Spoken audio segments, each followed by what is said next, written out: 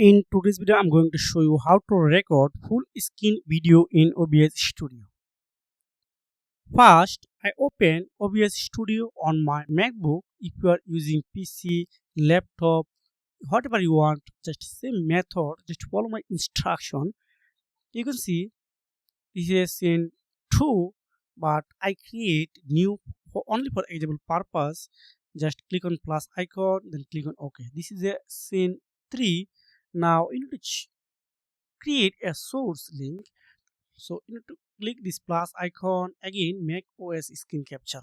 If you are using Windows PC laptop, you can find display capture, Windows capture, etc. Just select this, then click on OK. Then now you need to choose this display type. So this is a full screen mode, then click on OK.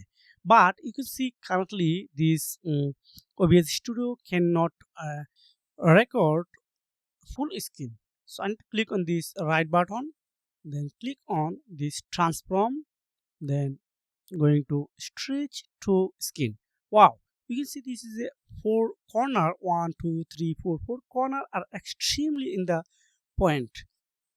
Thanks for watching. See you again.